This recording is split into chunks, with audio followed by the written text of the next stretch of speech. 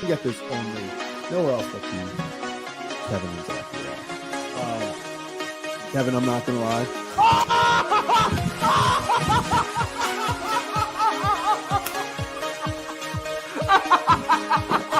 Now look at this. A carved penguin. There it is.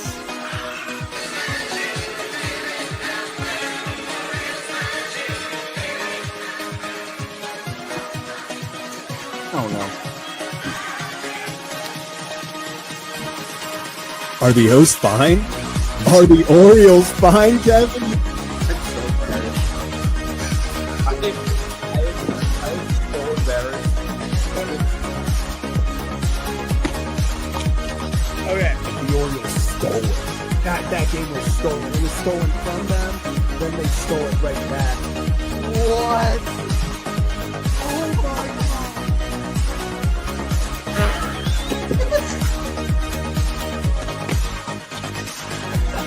Wait, what's going on? What is happening? What is going? Was it a diving play? He bobbled the ball. What is happening? Are they challenging it? No. Other wall. No. Kevin, I don't know what you saw, how much you saw. I've been chugging champagne. Sure, I spilled a lot, but what a game, man. He will be the legendary Birdfish! How about that? Birdfish fans, stand up. We did it. What can I say? What can I say? It was ugly. That's what I can say. What's up, everyone? Welcome into another edition of Kevin and Zach React on the Ryan Ripken Show Network. I'm Zach Bollinger. Yeah, and they're on. I agree. Win is a win. Kyle Hamilton prayer circle. It was ugly. Let's not sugarcoat anything. It was ugly. The Ravens find a way to pull out the 23-10 win, only scoring 3 points in the first half. It was not a pretty game. Tyler Loop, when he's kicking that many field goals against a team like the Jets that you feel like everyone kind of said, hey, this was a get-right game for the Ravens. This is the game, the Browns, they're not good, but that defense is really good. This Jets team, this is the team. They traded away Quinnen Williams. They got rid of some guys. This is the team that you need to target. You need to go out, get the offense rolling, get some confidence going into a big game on Thursday night against the Cincinnati Bengals. But that wasn't what today was. In fact, that wasn't it at all, especially in the first half. It had a lot of shades of disappointment, of staring at the game, the film, the score, and going, what is going on? Guys not making plays, dropping balls. Lamar not looking like Lamar whatsoever. It seems like these lower body injuries are adding up. The burst is not there. He seemed a little off on some throws. So disappointing to see that from Lamar, but can you blame him? Can you blame him? He's had to deal with this horrible offensive line. I think he's already been sacked more times this year than he was last year. It just doesn't feel like Lamar is 100% there. I won't even say Lamar's 75% there. Some plays where it looked like Lamar easily, he gets a first down on the outside or he makes a guy miss. He just didn't have the same movement. He seemed less confident in himself than he usually was. And that was disappointing to see. But that's what happens when you put a bad offensive line in front of them. And we saw that more again today. Guys getting pressure. Running game couldn't really get started until the end of the game, the fourth quarter. But overall, a pretty disappointing game. For instant reaction, let's jump into the box score at least. So final 23-10. And if you see me looking over at my phone right here, it's because I am also watching in the moment the Steelers versus the Bears. I've got the live tracker on there because if the Steelers lose, which it seems like Mason Rudolph is going down the field right now because, of course, he is. Steelers lose. The Ravens would be tied for first place. So let's see what happens. But back to this, back to the reason we're here. So Ravens get outgained by the Jets in total yards. They get outgained by the Jets in passing yards. Rushing yards, they do end up breaking away at the end. And then yards per play, the Jets technically have the advantage.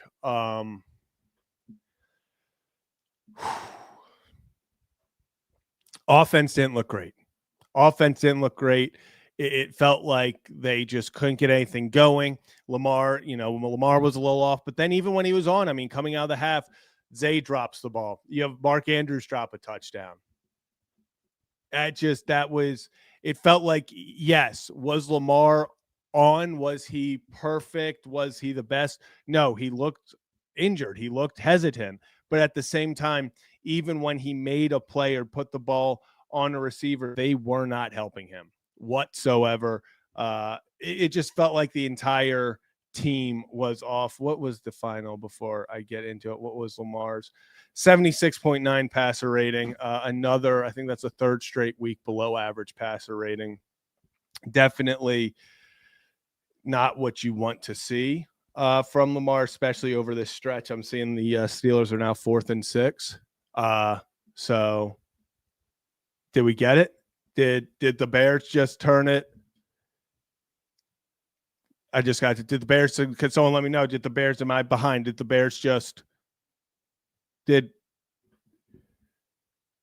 Here we go. Is it 4th and 6? I just got a text in all caps. The Bears. Did something happen? Did the Bears? If you're new to the channel, hit that like and subscribe. I'm seeing 4th and 6 for the Bears on ESPN. I'm not sure what's happening. Did the Bears take over? I'm not sure. Stop them.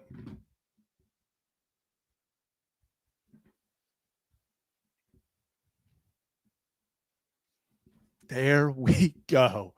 There we go. And shout out my mother for letting me know. Shout out, Mom. Tied for first. After all of this, the Ravens are in first place. Oh my gosh. Oh my gosh. They are not playing well. They are not playing at their peak. They have been playing ugly football. They started 1-5 and it looked like it was over. But oh my gosh. The Ravens are about to be, I guess they're going to probably give the upper edge to the Steelers. But at the moment, I mean, the Ravens are going to be tied for first place at 6-5. Oh my gosh. Wow. Holy crap. This team, this was an ugly win. This was another ugly win. They have not looked good for 3 straight weeks. It feels like they've escaped with wins against bad teams, against the Vikings, against the Browns, and then against the Jets. But you play who you play who you got. Yeah, shout out Snoop Huntley, because that game will look bad. But oh my goodness. They did it. The Ravens are back in first. I see. Oh crap! Are the Chiefs about to take the game as well? Yes. Is it? I'm not gonna lie, guys. Hand up. I get so confused with tiebreakers. Is division record or conference record first? I don't remember. So it is. All right. Would you look at that? Would you look at that, baby? Wow. Let's.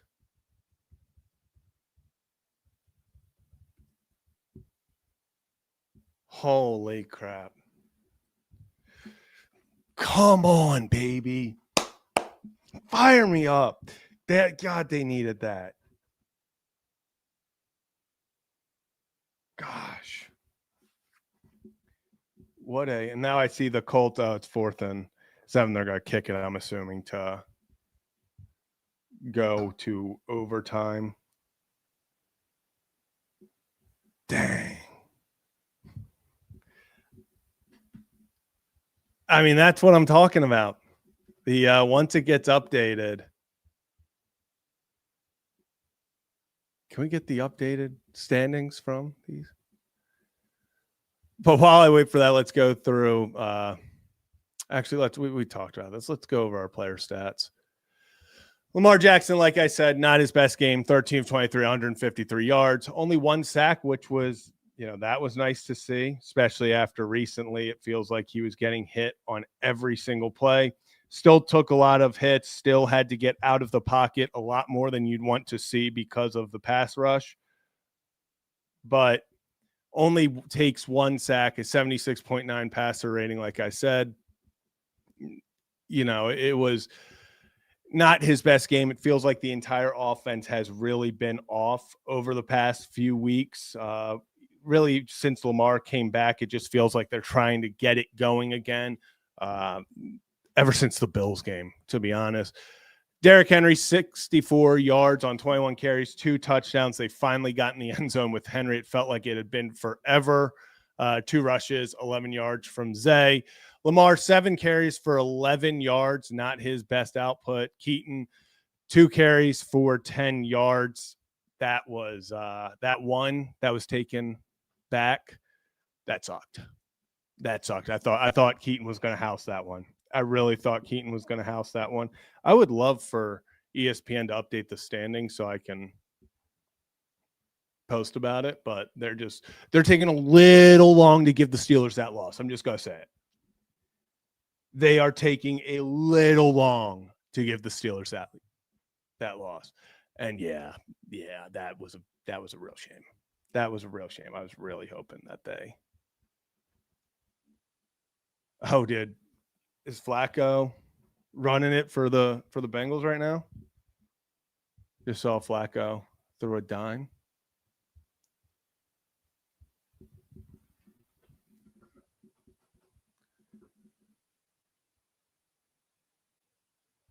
Can I get the standings updated? All right, there it is. There it is, baby.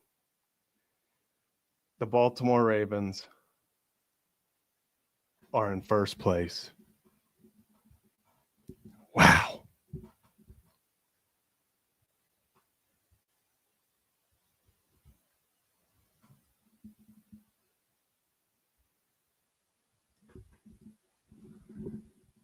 Wow. There it is. It's been ugly. And yeah, Lamar, with the injuries, he does not look like himself.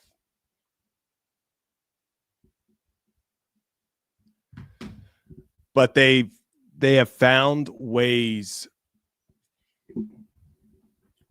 in these ugly wins. The defense has stepped up.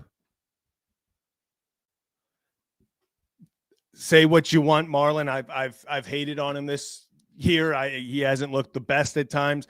Marlon with one of the biggest plays of the season, stripping that ball. That was massive. That changed the dynamic of the entire game, because if the Jets score there, it's a 3-point game coming down the stretch. Like, it is a ball game. The Jets have momentum. Suddenly, the Ravens need to get first downs. They need to close out this game. Even if they punt it back, it's still a 1-possession game. Massive, massive, massive play there by Marlon. Receiving, let's go down here. You have Zay Flowers, 5 receptions, 58 yards. He was doing Zay things, had the 1 drop, which was very disappointing. Tez Walker, 1 catch for 30 yards. All he does when you give him the ball is make plays. He's averaging, I think it was 20 yards a catch going into this game. How's 30 yards on 1 catch to up that a little bit? Very, very happy with him and all that he's been just keep him active. He is a big play waiting to happen at all times. Derrick Henry, 2 catches for 24 yards. That was another big one. He was very active, and by very active, I mean 2 targets, 2 catches. But Lamar dumping it off to Henry for some big plays, the 1 gain of 19, really, really helps. Seeing if we got anything on the Ravens side, just updates on. So we just got Kyle Hamilton update from Harbaugh saying it is not a serious injury. We're going to hope. We are going to hope. That is hopefully true. D-Hop, 2 incredible catches when you need him. I mean, that third down, that first down, when he gets it, converts on third, he is just get it near him and he's going to catch the ball. Was so upset that they weren't able to connect with him on that in and out, the stop and go. That would have been his 1,000th career catch, would have been an incredible touchdown. Seen a lot of people talk about, did Gibbs do something? I'm seeing a lot of people talking about Gibbs right now. What did he just? 69-yard touchdown run. Yeah, that'll help. Yeah, that will all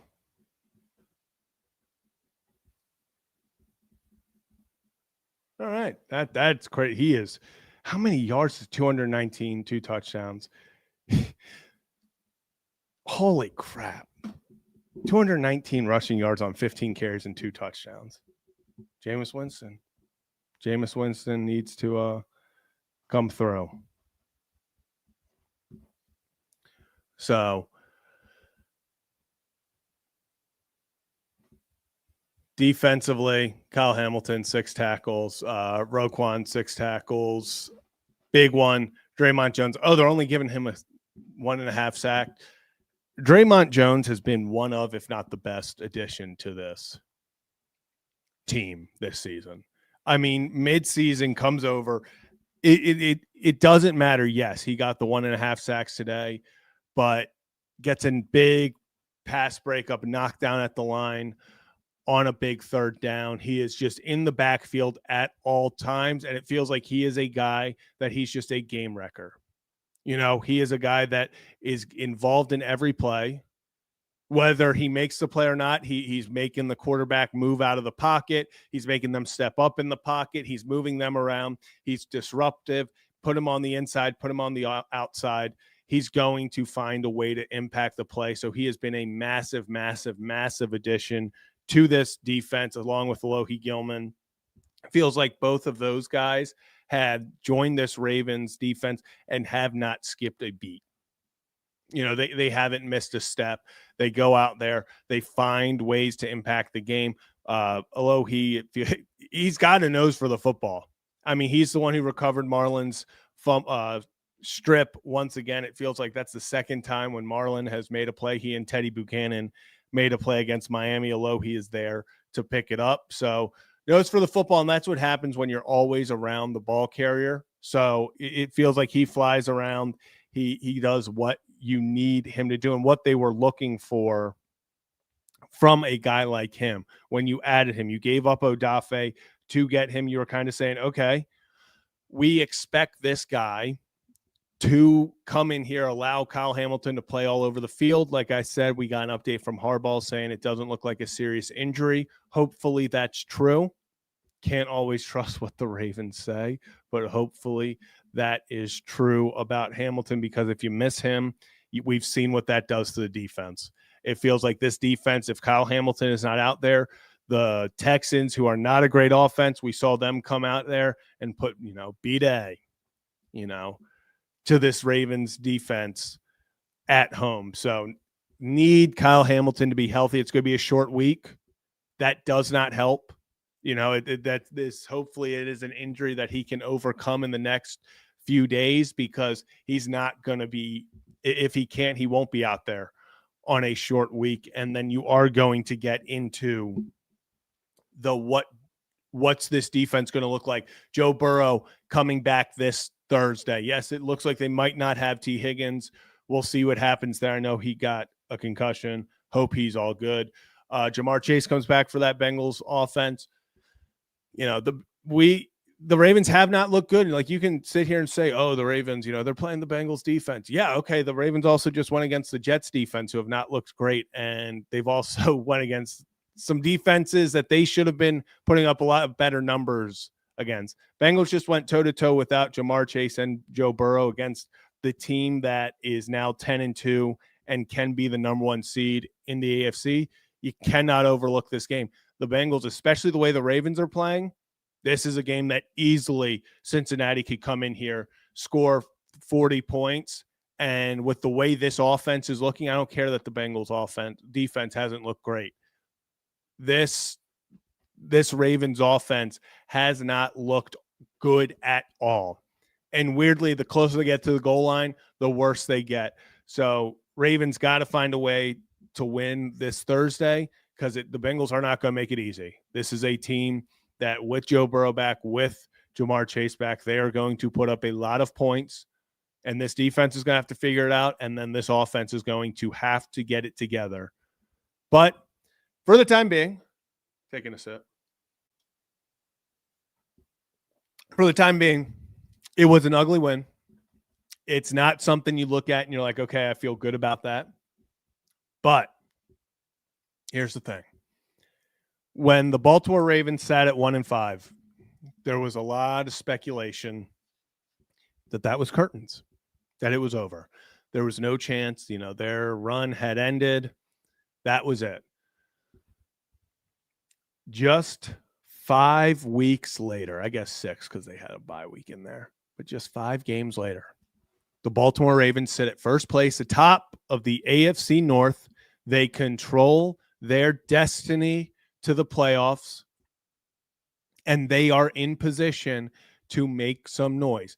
Now you got to play better, especially the offense. We cannot have another down game from the entire offense. I understand the O-line is atrocious. I mean, let's just call it what it is.